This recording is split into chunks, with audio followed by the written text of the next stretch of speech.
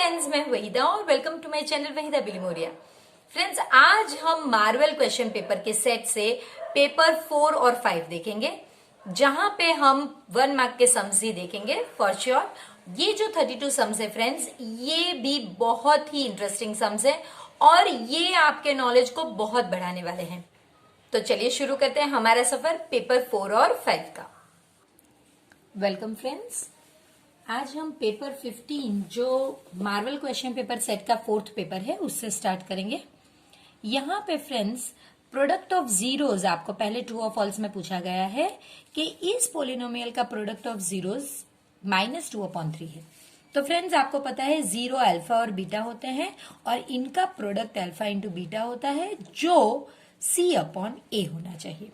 अब अगर आप इसे ax² + bx + c से कंपेयर करेंगे तो a आपका 3 है, b आपका 6 है और c आपका 2 है। बस यही वैल्यू आप यहाँ पे डालिए 2 और a है हमारा 3, सो 2/3। लेकिन ये 2/3 तो पॉजिटिव है जबकि ये आपका नेगेटिव है और इसी कारण ये फॉल्स है। फ्रेंड्स, पेपर नंबर 3 में जो सेकंड सम था वो हमने टेक्स्ट बुक ये मार्वल पेपर क्वेश्चन के हिसाब से उसका सॉल्यूशन लिया था और उसमें हमारा आंसर फॉल्स आया था। तो फ्रेंड्स आज हम उसे भी रेक्टिफाई करेंगे क्योंकि मुझे ऐसा लगता है कि उसका आंसर ट्रू आना चाहिए, तो फिर वो हम एंड में देखेंगे। चलते हैं हमारा सेकंड सम के और, जहां पे हम देखेंगे कि if this polynomial is given to you 25x² - 10x + 1, इसका जो डिस्क्रिमिनेंट है वो 0 है। तो फ्रेंड्स डिस्क्रिमिनेंट यानी d, तो b² - 4ac। आप इसे कंपेयर कीजिए ax² + bx + c के साथ, तो a आपका 25 है, b आपका -10 है और c आपका 1 है। तो देखिए b² यानी -10 का स्क्वायर -4 × 25 और c आपका 1 है, तो ये हो गया आपका 100 - 100 जो 0 है। अगर आपका d जो है ये 0 आता है तो यही आपको पूछा गया है कि क्या ये डिस्क्रिमिनेंट आपका 0 है, तो बिल्कुल मेरा डिस्क्रिमिनेंट 0 ही आया, तो इसलिए ये हमारा आंसर होगा ट्रू। हमारा थर्ड वन जो है 1/2, 1/3, 1/4, 1/5 इज अरिथमेटिक प्रोग्रेशन। तो अरिथमेटिक प्रोग्रेशन कब होगा? जब d1 will be equal to d2। तो d1 हमारा a2 - a1 है, यानी कि 1/3 - 1/2। हम एलसीएम करेंगे 6, तो ये हो गया 2 - 3/6 -1/6। d2 जब हम करेंगे तो वो हो गया आपका a3 - a2, 1/4 - 1/3, 3 - 4/12, that is equal to -1/12। तो ये देखिए c 1/6 है और ये 1/12 है, माइनस है डेफिनेटली दोनों। तो d1 is not equal to d2, तो ये अरिथमेटिक प्रोग्रेशन में तो नहीं है, जबकि यहां कहा गया है कि ये अरिथमेटिक प्रोग्रेशन में है, इसलिए ये फॉल्स है। sin 60 × cos 60 is equal to 3/4। तो फ्रेंड्स पेज 185 अगेन हमारे काम में आएगा, वहां पे अगर आप देखोगे, और अब तक तो आपको फ्रेंड्स वो टेबल भी याद हो जाना चाहिए कि जहां पे sin 60 जो है इसकी वैल्यू है √3/2 और जो हमारा cos 60 है इसकी वैल्यू होगी हाफ। तो आप देख सकते हैं कि ये हो गया √3/4, जबकि यहां पे दिया गया है 3/4, इसलिए ये हमारा फॉल्स है। If 2 dice are thrown, then dash events are possible. Friends ये कैसा होता है ना कि 1 2 3 4 5 6 ये डाइस 1 का आंसर है और डाइस 2 का आंसर 1 2 3 4 5 6, यानी कि आपके टोटल जो आंसर होंगे ये पहले 1 1, इसी तरह 1 2, फिर 1 3, फिर 1 के साथ 1 4, 1 5, 1 6। अब आप 2 के साथ स्टार्ट करेंगे, वही पैटर्न होगी 2 1 2 2। इस तरह से मैं आपको पूरे 36 लिख के बताती हूँ। तो आप देख सकते हैं फ्रेंड्स, इस तरह से ये कॉम्बिनेशन अगर आप गिनोगे तो n आपके 36 होंगे और यही कॉम्बिनेशन जब 2 डाइस थ्रो करते हैं तो 36 कॉम्बिनेशन आते हैं, इसलिए ये हमारा आंसर होगा। इफ अ डाई, एक आपको डाइस थ्रो करना है तो आपको उसकी प्रोबेबिलिटी उसकी जाननी है जबकि मोर देन 5 अपीयर हो। तो फ्रेंड्स अगर आप एक डाइस टॉस करते थ्रो करते हैं, सॉरी टॉस नहीं, 1 2 3 4 5 6, तो आपके एन होंगे 6। अब 5 से ज्यादा नंबर आना यानी तो सिर्फ 6, तो ये आपका सिर्फ इतना आंसर पॉसिबल है, यानी कि एम आपका सिर्फ 1 है। तो प्रोबेबिलिटी क्या होगी, m अपॉन n यानी कि 1/6। तो ये आपका आंसर होगा। अब आपको सिग्मा FI दिया गया है, सिग्मा FI XI दिया गया है और आपको मीन ढूंढना है, जो बहुत इजी है। मीन की फॉर्मूला ये है sigma FI XI upon sigma FI। आप इसे सिग्मा XI FI भी लिख सकते हैं और ये N भी होता है, जो सिग्मा FI है वो N भी हो सकता है। तो ये दोनों ही फॉर्मूला राइट है, लेकिन अभी अगर हमको डायरेक्ट दे दिया गया है तो आप यही लीजिए। अब इनकी वैल्यू तो बिल्कुल आपको जो दी गई है वही लेनी है, और ये 12.34, सो 12.34 ये हमारा आंसर है। If 28x plus 22y is equal to 50 and 22x and 28y is equal to this much, find x plus y। आपको सिर्फ इन्हें ऐड ही करना है।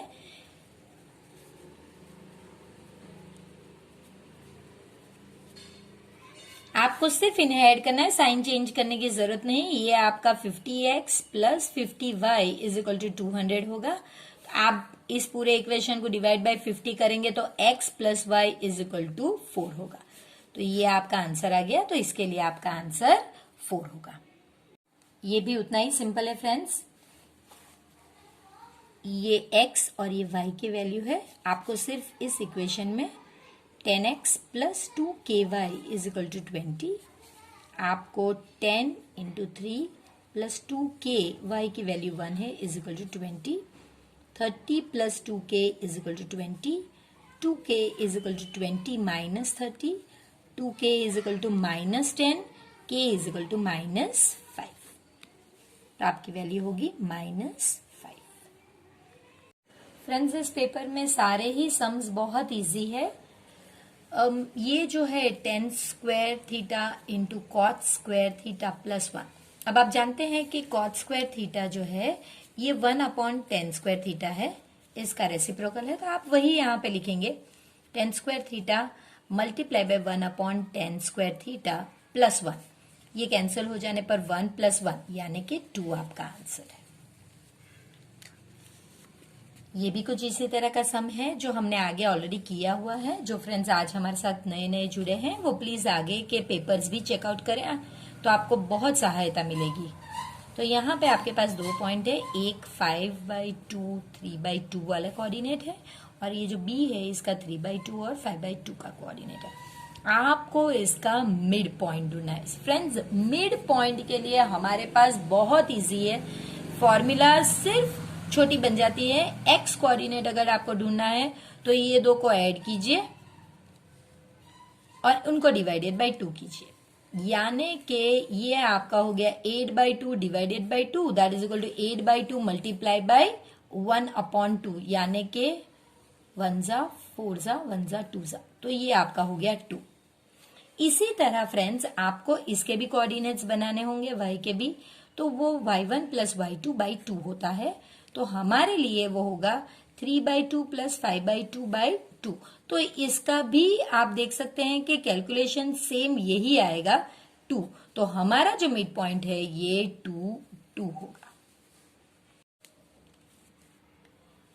If radius of the circle is 13 and the chord of the circle is 24 centimetre, यानी कि एक अगर आपका सर्कल है, ये कॉर्ड है और ये जो रेडियस है ये 13 सेंटीमीटर है, ये 24 सेंटीमीटर है, तो आपको डिस्टेंस, ये जो डिस्टेंस है ये ढूंढना है।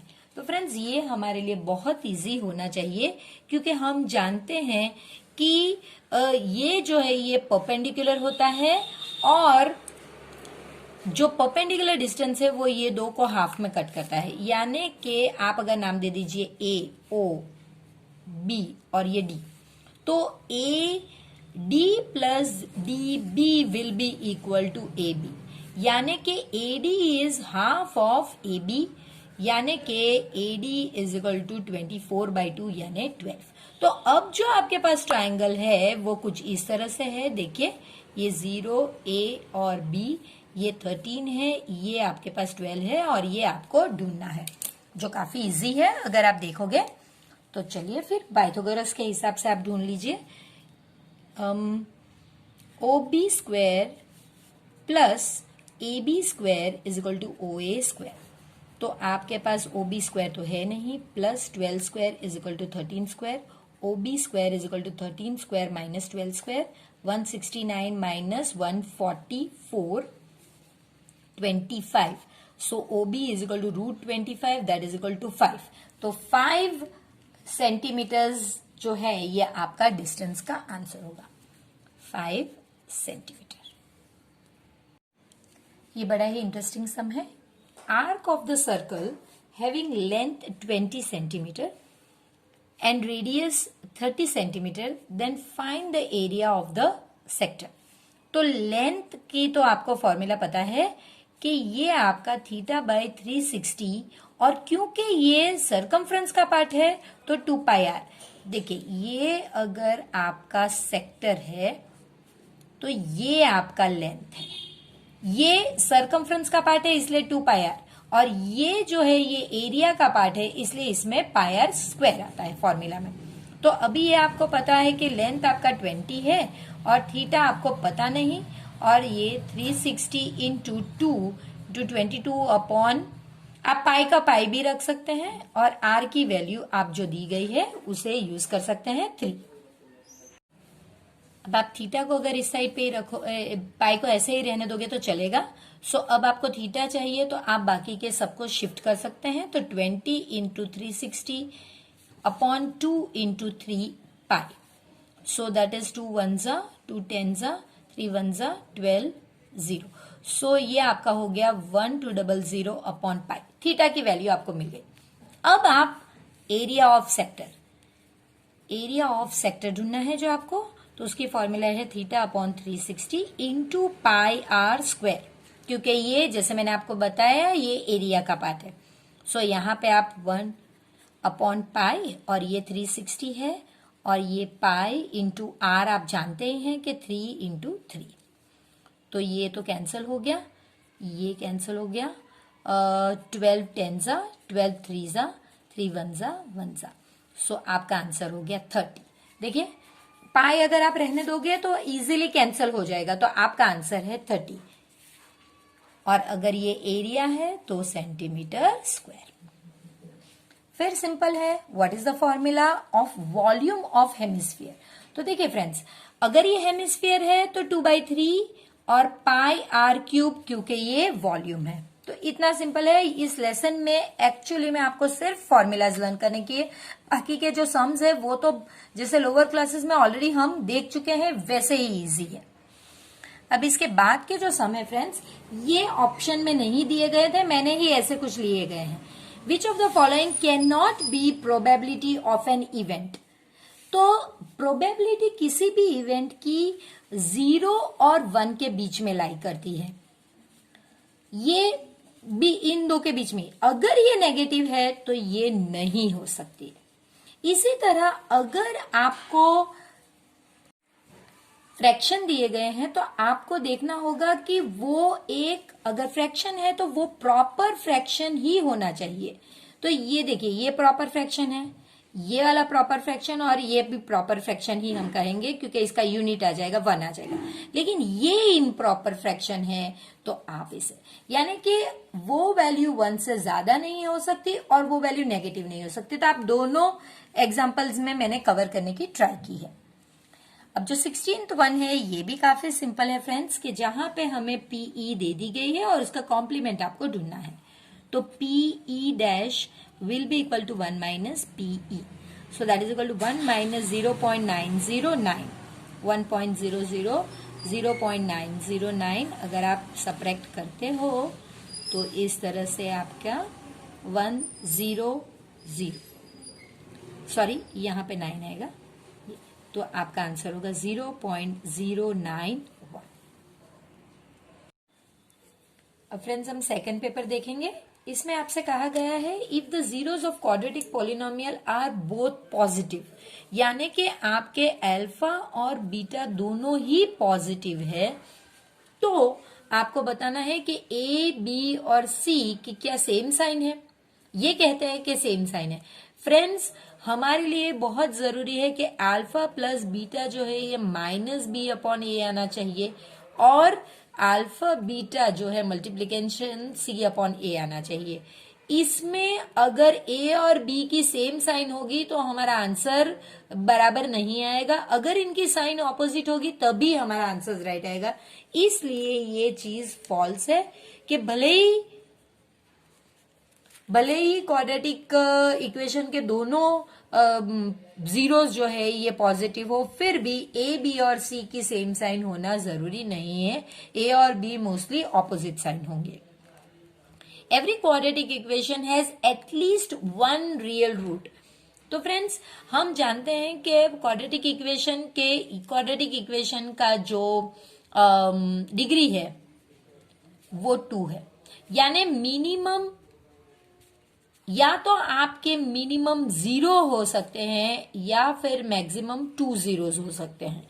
तो एटलीस्ट यानी कि मिनिमम आपके ये कह रहे हैं कि 1 है, जबकि हम जानते हैं कि एटलीस्ट 0 या मिनिमम 0 से लेके मैक्सिमम 2 तक, इसलिए ये भी फॉल्स है। अब जो थर्ड वन है फ्रेंड्स, इसमें आपसे कहा गया है कि इन एपी एक सीरीज है जिसमें A1 है, an जो है ये आपका an यानी कि लास्ट टर्म आपका 20 है और SN इतना है, आपको n 38 है क्या ये चेक करना है। तो फ्रेंड्स हम जानते हैं कि ये तीनों को लेकर हम अगर एक इक्वेशन बनाए तो वो SN n/2 a plus l वाली इक्वेशन हम बना सकते हैं। तो देखिए n आपको 38 दिया गया है, या फिर आप इसको ढूंढ सकते हैं, आप n की रिप्लेस वैल्यू करके SN चेक कर सकते हैं या फिर SN की वैल्यू डाल के n चेक कर सकते हैं। हम SN की वैल्यू डालेंगे। 399 is equal to n/2, a आपका 1 है और ये जिसे an हमने कहा है वो आपका l है, तो वो 20 है। तो 399 अब ये हो गया आपका 21/2n, आप इसे ही शिफ्ट कर दीजिए। So 399 into 2/21 is equal to n। 3 7 3 1 3 3 अगर हम 7 से लेते हैं, 7 1 7 और 63, सो 9 9 2 38। सो n हमारी वैल्यू 38 आती है, जो यहाँ पे हमारे लिए ट्रू है। n इज इक्वल टू 38 यहाँ पे हमारे लिए राइट वही वैल्यू दी गई है, सॉरी, तो इसलिए हम यहाँ पे लिखेंगे ट्रू।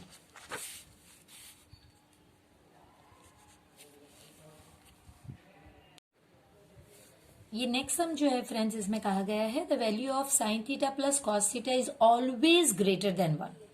फ्रेंड्स यहाँ पे मैंने पेज 185 का टेबल का जो पार्ट हमें चाहिए वो लिख के रखा है, और आप देख सकते हैं कि किस तरह से आप 0 डिग्री, 30 डिग्री, 45 डिग्री पे साइन और कॉस की वैल्यू चेंज हो रही है।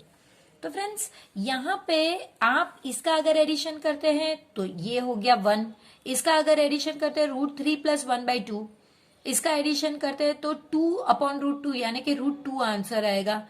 ये √3 + 1/2 और ये है आपका 1, यानी कि ये ग्रेटर देन इक्वल टू 0। इन दो जगह पे ये इक्वल टू 0 आ रहा है और बाकी की जगह पे ग्रेटर देन 1 आ रहा है। तो ऑलवेज ग्रेटर देन 1 कहना मुश्किल होगा, इसलिए ये हमारा आंसर फॉल्स है।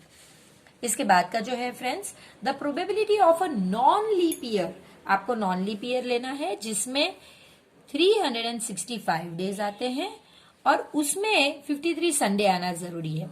तो कितनी प्रोबेबिलिटी है, तो आप इसे डिवाइड करोगे 7 से, 7 5 और फिर बचता है 7 2 1, 1/7।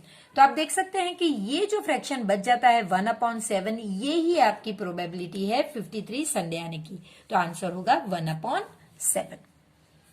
ध्वनि is asked to take a number from 1 to 100, the probability that it is a prime number।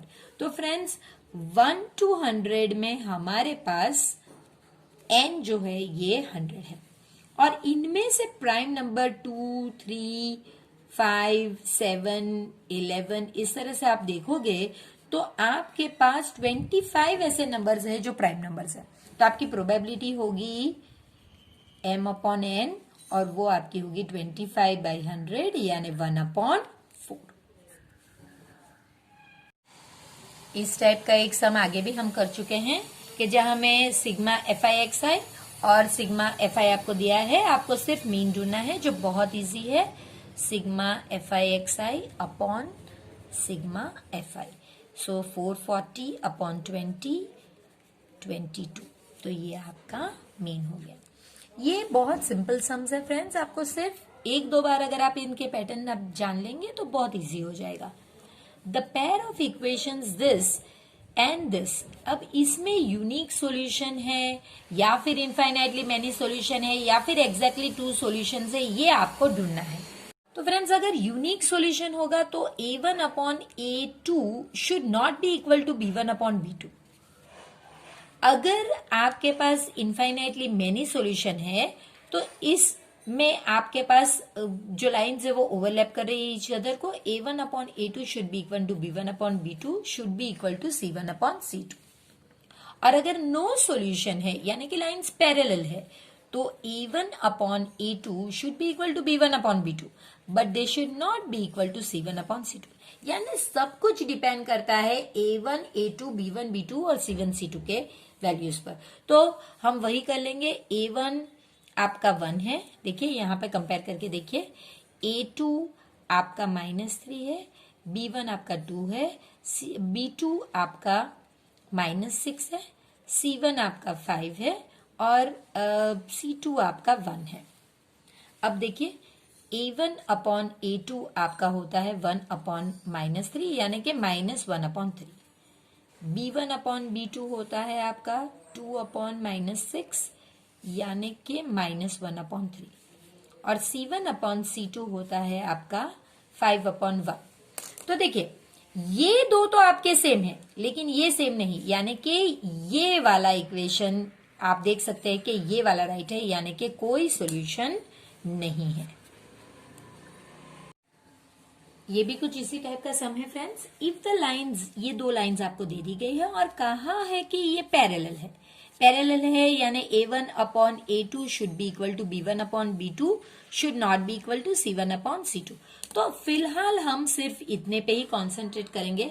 तो A1 हमारा है 3, A2 हमारा है 2, B1 हमारा है 2K, ये पूरा ही जाएगा, और B2 हमारा है 5।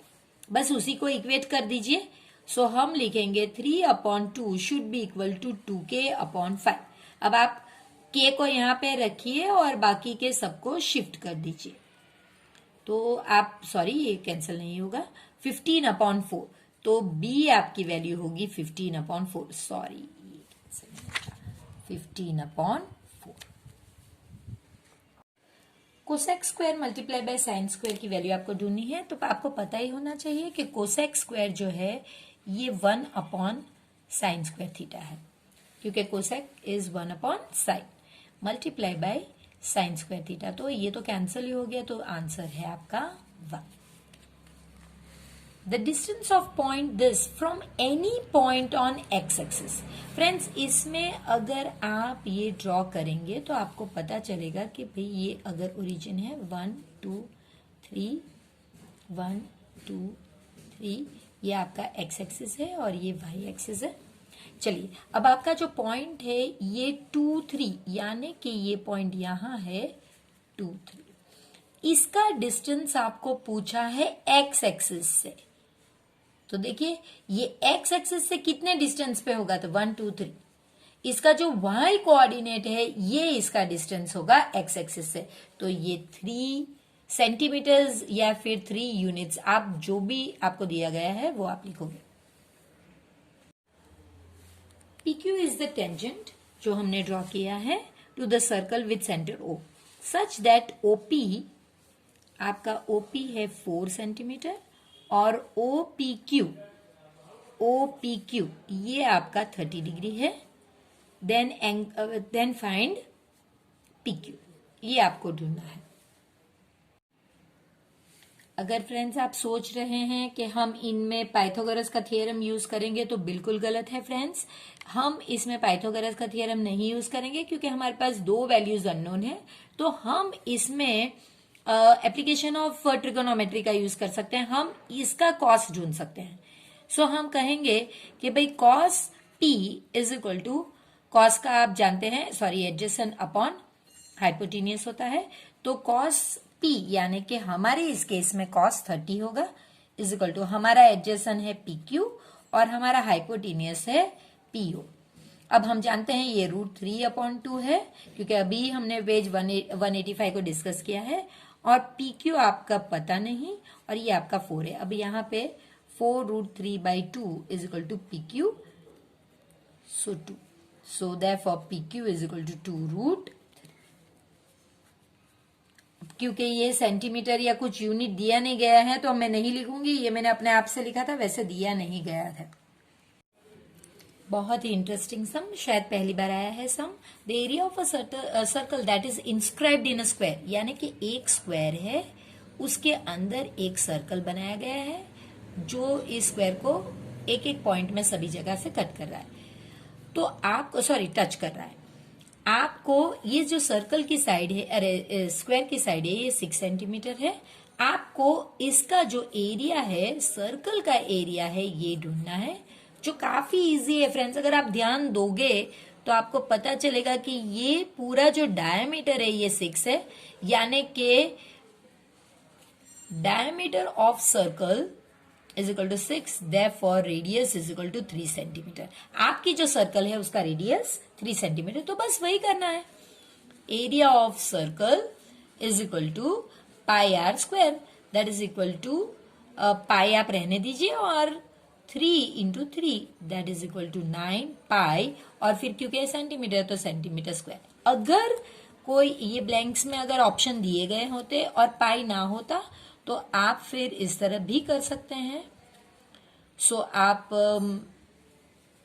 22 × 9 198/7 सेंटीमीटर स्क्वायर भी लिख सकते हैं। What is the equation of the volume of a cone? Frustum of a cone, sorry. तो फ्रेंड्स हमें पता है कि फ्रस्टम ऑफ अ कोन से बनता है, तो पाई 2 इसमें रेडियस होते हैं, r1² + r2² + r1r2 अपॉन 3, और इसे आप मल्टीप्लाई करोगे h के साथ। If a event can not occur, ये इवेंट अकर हो ही नहीं सकता, तब उसकी प्रोबेबिलिटी क्या होगी? अगर फ्रेंड्स वो इवेंट अकर नहीं होता तो वो इम्पॉसिबल इवेंट है, और इम्पॉसिबल इवेंट की हमेशा प्रोबेबिलिटी 0 होती है। क्यों? क्योंकि प्रोबेबिलिटी हमेशा 0 और 1 के बीच में होती है।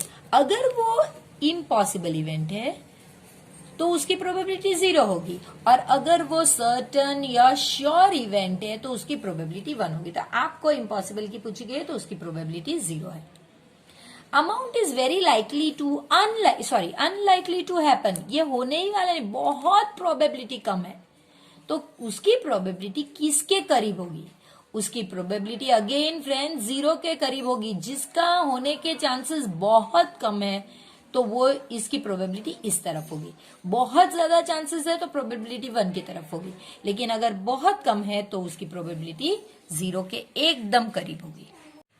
तो आई होप फ्रेंड्स कि जैसे मैंने कहा था वीडियो के स्टार्टिंग में, आपको ये पेपर जरूर इंटरेस्टिंग लगे होंगे और इनके सम्स आपको बहुत मददगार भी रहे होंगे। तो फिर मिलते हैं एक नए पेपर के सेट के साथ। तब तक प्लीज वीडियो को लाइक कीजिए, जरूर शेयर कीजिए इसे अपने फ्रेंड्स के साथ, और प्लीज चैनल को सब्सक्राइब कीजिए।